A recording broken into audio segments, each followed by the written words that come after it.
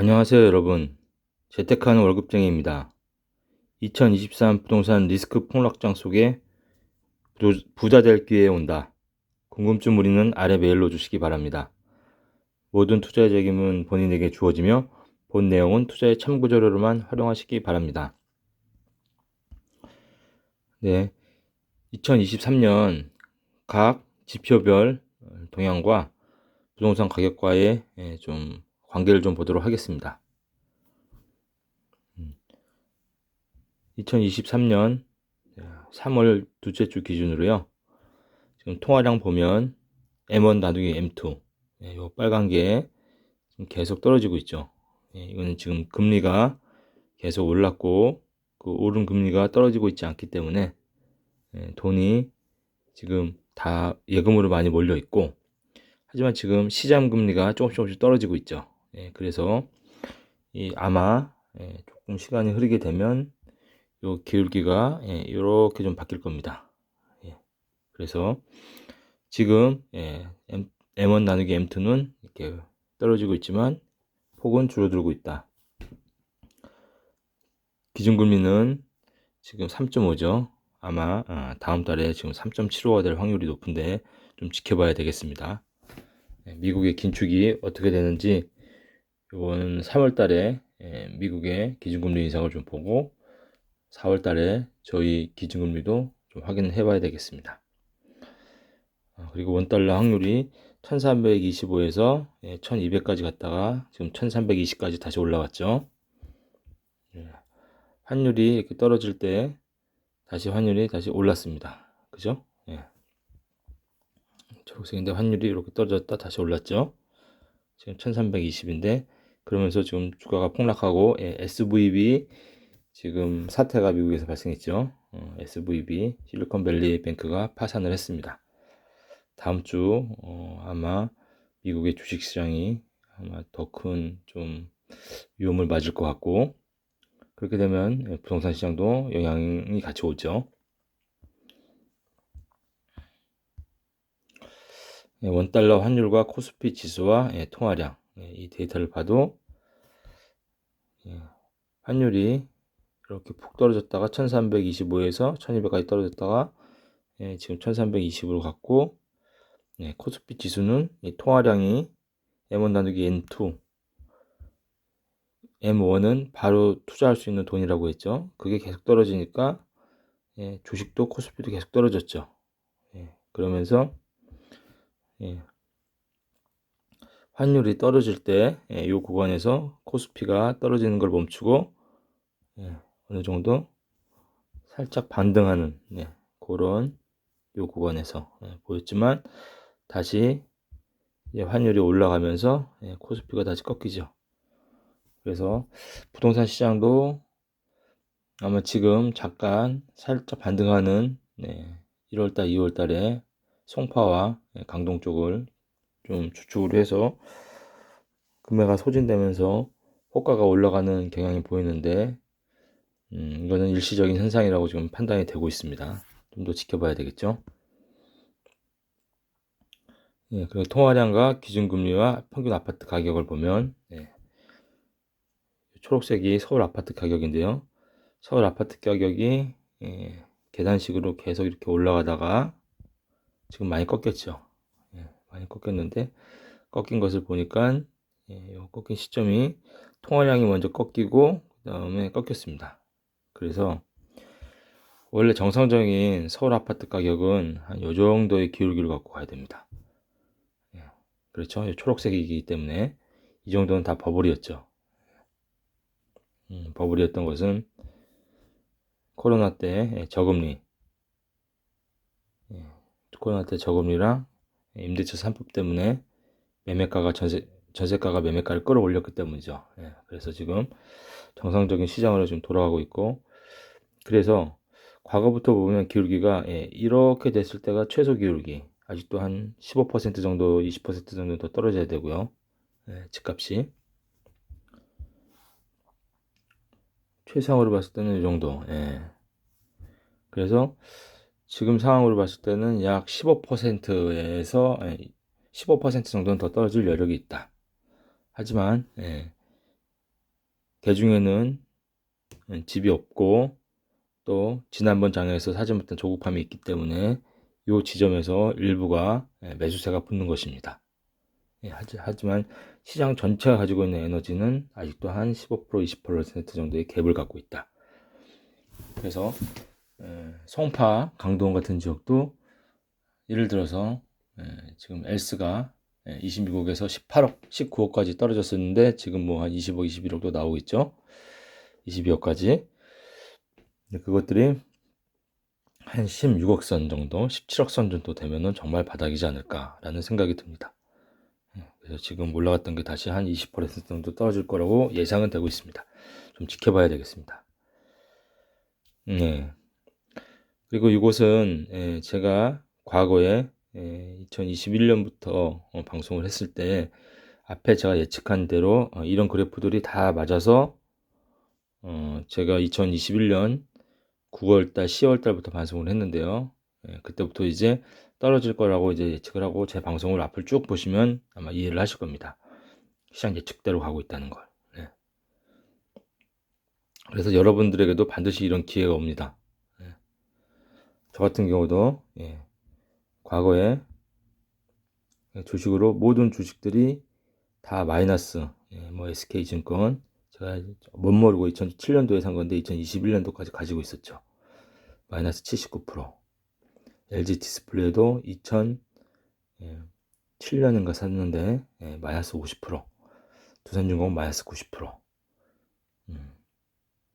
그래서 그때 거의 손실이 제가 2021년 2월달, 3월달에 모든 주식을 다 정리를 했죠. 그때 근데 하지만 최종 수익은 플러스 1000만 원이었습니다. 모든 주식들이 다 99%, 90% 마이너스였지만 이때 실패를 제가 깨닫고 이런 데이터 분석으로 삼성전자를 53,000원 저가에 사서 81,900원에 매도를 했습니다. 근데 이때 투자 비용이 제일 많았죠. 그래서 전체는 플러스로 돌아선 것이었습니다. 그래서 여러분 이런 실패를 전혀 두려워하실 필요가 없습니다. 비록 내가 과거에 집을 갖지 못했지만 앞으로 집을 가질 기회가 있다는 얘기죠. 제가 이런 것을 토대로 아파트도 앞에서 말한 M1, M2 분량, M1, M2의 비율, 그리고 기준금리, 그리고 아파트 가격의 추이, 코스피, 또 전세가율, 이런 것들을 분석하면서 소득 대비 주택가격 이런 것들을 분석하면서 제가 투자를 했습니다. 그래서 앞에 제가 등기부등본은 다 같이 공유를 해드렸는데 2012년에 제가 아파트를 용탄역에 3억의 분양을 받아서 14억에 21년도에 매도를 했죠. 이때 그래서 10억의 차익을 남겼죠. 근데 이게 지금 9억이 됐습니다. 그때 제가 21년도에 아파트 가격이 하락을 할 거기 때문에 저는 매도를 한다. 여러분들은 여러분들 판단에 따라라. 근데 제가 매도하고 나서 또 급락하기 시작했습니다. 그리고 제가 이때 이 인덕원 인근에 대형 평수 아파트를 6억대에 매수를 했고 이게 14억까지 갔다가 지금 10억까지 떨어졌죠. 하지만 아직도 약 한 4억 정도의 차는 갖고 있습니다. 이거는 내가 실거주를 해야 되기 때문에 그대로 가지고 있고 또 재개발 지역에 20억짜리 건물을 낙찰받아서 지금은 그것이 거의 한 8, 90억 정도 뭐 호가는 100억까지도 부르는데 실제 거래는 한 8, 90억엔 될 것 같습니다. 그래서 여러분들에게도 이런 기회가 지금 오고 있다. 이런 기회가 이런 기회가 확 떨어진 거죠. 이런 기회가 지금 오고 있다. 그 결과가 이거죠. 집값이 이렇게 초록색 떨어지고 있다. 이 바닥을 여러분들도 잡을 수가 있다. 그래서 제가 실패로부터 성공을 얻을 수 있었던 원인은 첫 번째로 커다란 실패의 경험을 토대로 이때 실망하지 않고 계속 분석하고 방법을 찾았다는 겁니다. 그래서 커다란 실패를 기회로 다시 도약할 수 있는 그런 기회를 잡을 수 있었다. 그래서 이런 실패를 토대로 철저한 공부의 중요성과 나만의 투자 원칙 확보, 그리고 절대 미친 상승장 끝물에는 어떤 투자도 하지 않는다. 조급해하지 말자, 서두르지 말자, 근로소득을 높이자, 절약하자, 공부하자, 기회를 기다리자. 네. 여러분들도 하실 수 있습니다. 지금 너무 조급해서 또 막 급하게 매수를 하시는 게 걱정이 돼서 제 과거를 말씀드립니다. 네, 지금 현재 부동산 동향입니다. 그래프로만 간단하게 말씀드리겠습니다. 서울 같은 경우는 지난주 마이너스 0.23%에서 다시 마이너스 0.3%로 하락폭이 커졌죠. 전세도 마이너스 0.4에서 마이너스 0.45로 커졌습니다. 경기가 마이너스 0.38에서 마이너스 0.36, 전세가 마이너스 0.43에서 마이너스 0.38. 그래서 매매 가격을 보면 이제 마이너스 0.4 근처에서 세츄레이션이 되는, 그렇죠? 계속 이렇게 아마 횡보가 될 겁니다. 이렇게 된다는 것은 계속 마이너스를 유지한다는 의미입니다. 그렇죠? 반등을 하는 게 아니라 반등은 이 0을 뚫고 올라가야지 이게 플러스로 전환이 되는 겁니다. 그래서 전국의 모든 지역이 다 마이너스 0.3에서 마이너스 0.5 사이에 있다. 이 정도 판단하시면 되고, 서울 매매 서울 전주 대비 마이너스 0.3% 하락인데, 동작, 광진, 광북, 노원이 마이너스 0.7에서 마이너스 0.5까지 하락폭이 크고, 경기도가 마이너스 0.36, 인천이 마이너스 0.56인데 하락폭이 큰 지역들을 보니 용인 초인구, 성남 중원구, 동두천, 수원 장안구, 고양 일산 마이너스 0.97에서 마이너스 0.73까지. 전세는 전국 전세 가격 전주 대비 마이너스 0.32% 하락. 그죠? 전세 가격도 계속 하락하다가 하락폭을 좀 줄였지만 아직도 마이너스에서 계속 있다. 마이너스 0.3%. 굉장히 큰 하락폭이죠, 이것도. 앞으로 3월달, 4월달, 5월달 데이터 동향이 아주 중요합니다. 전세가격 변동률 서울 마이너스 0.45인데 동작, 광진, 마포가 크고요. 마이너스 0.95% 정도. 경기 인천 전세가는 마이너스 0.38, 마이너스 0.39인데 동두천, 과천, 고양, 안산, 수원 마이너스 1.2에서 마이너스 0.7까지 하락폭이 아주 큽니다. 앞에 데이터들에서 제가 M1 나누기 M2라든지 기준금리라든지 이런 데이터들을 여러분들에게 보여드렸지만 그대로 흘러가고 있습니다. 수도권 매수 우위 지수 주간 추이 보면은 거의 20에서 변화가 없이 계속 가고 있죠. 매수 심리가 얼어붙었다는 것이죠. 살짝 올라갔다 다시 떨어지고 살짝 올라가고 이렇지만 거의 이 폭 안에서 변화가 없다.